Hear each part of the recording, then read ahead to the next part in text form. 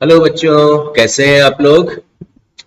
Well पिछले वर्ग में पिछली कक्षा में जो है लेसन में हमने जो है आपको इस कविता के सस्वर पाठ सुना। हमने आपको जो इस कविता का सस्वर पाठ सुनाया था और साथ ही साथ मैंने जो है आपसे ये भी कहा था कि किस तरह से जो है आप भी इस कविता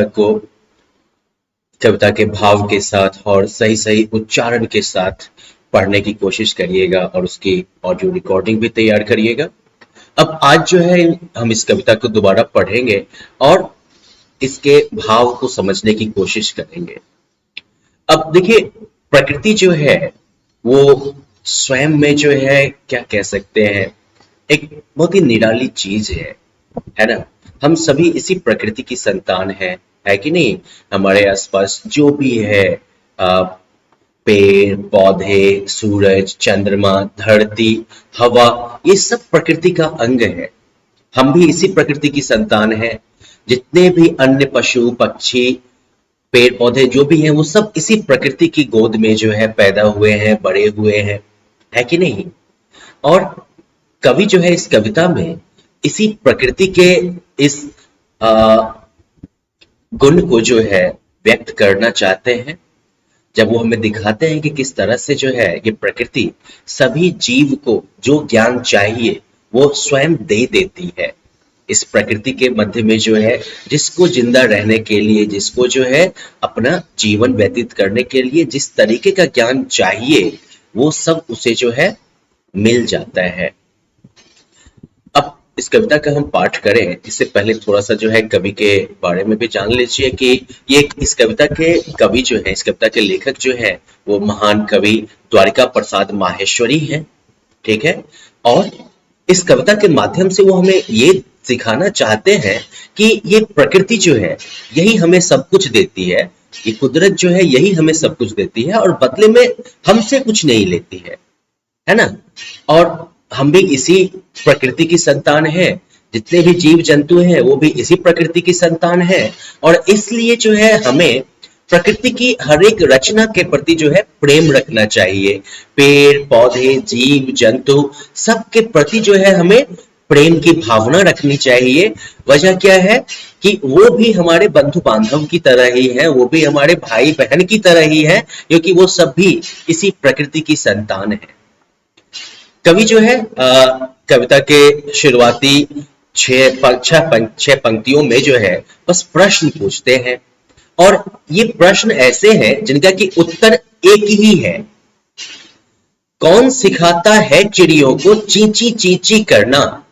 कौन सिखाता फुदक फुदक कर उनको चलना फिरना? कौन सिखाता फुर से उड़ना, दाने चुग चुग खाना?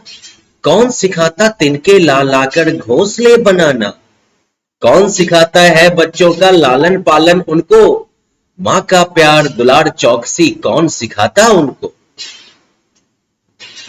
उत्तर क्या है? तो उत्तर जो है वो कवि अगली चार पंक्तियों में आपको देते हैं। और उत्तर है प्रकृति, कुदरत। ठीक है। प्रकृति ही तो चिड़ियों को चींची चींची करना सिखाती है कि नहीं। वो किसी स्कूल में पढ़ने नहीं जाते वो सीखने के लिए। चलना फिरना, उड़ के दाने चुगना, तिनके जमा करके अपने घोंसले बनाना, या फिर जो बड़ी पक्षियां हैं वो अपने बच्चों को कैसे पाले ये सिखाना। माँ कैसे बच्चों को प्यार करती है, दुलार करती है और साथ ही साथ उनके ऊपर जो है चौकसी भी रखती है, नजर भी रखती है। तो ये सब चीजें कौन सिखाता है? इन पंछियों का तो कोई स्कूल नहीं होता ना, कोई कॉलेज तो नहीं होता। ये कैसे सीखते हैं? ये बस कुदरत इन्हें सिखा देती है, प्रकृति इन्हें सिखा देती है। और कवि जो है यही बात अगली चार पंक्तियों में कहते हैं। कुदरत का यह खेल वही हम सबको सब कुछ देती। ये सब प्रकृति का ही खेल है, कुदरत का ही खेल है। वही हम सबको जो है सब कुछ देती है, किंतु नहीं बदले में हमसे वह कुछ भी है लेती। और प्रकृति जो हमें ये सब चीजें देती है, रहने के लिए धरती, सांस लेने के लिए हवा, खाने के लिए भोजन, है ना, गर्मी के लिए सूरज की रोशनी, ये जितनी भी चीजें हैं हमें जो एक प्रकृति ज्ञान देती है कि कैसे अपना जीवन व्यतीत करना है, किस तरीके से जो है हम अपना ध्यान रख सकते हैं। तो इन सभी चीजों के बदले में प्रकृति हमसे क्या लेती है? कुछ नहीं लेती है। प्रकृति हमसे तो मुंह खोल के कुछ नहीं मांगती। हम्म हम सब उसके अंश के जैसे तरु पशु पक्षी सारे, हम सब भी प्रकृति का ही अंश हैं, हम सब भी प्रकृति का ही हिस्सा है। जैसे कि तरु मतलब कि पेड़ पौधे, पशु पक्षी सब के सब हैं।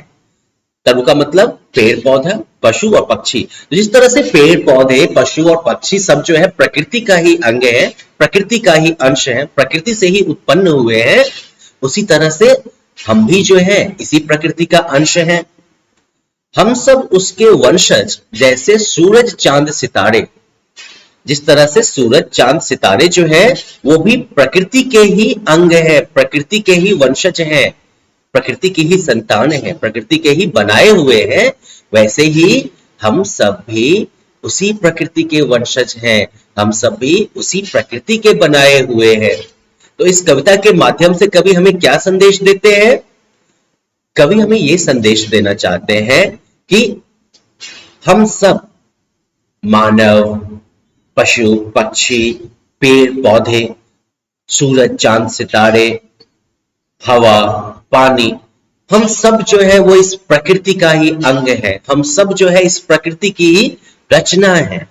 और इसलिए हम सभी के बीच जो है समभाव होना चाहिए, प्रेम का भाव होना चाहिए।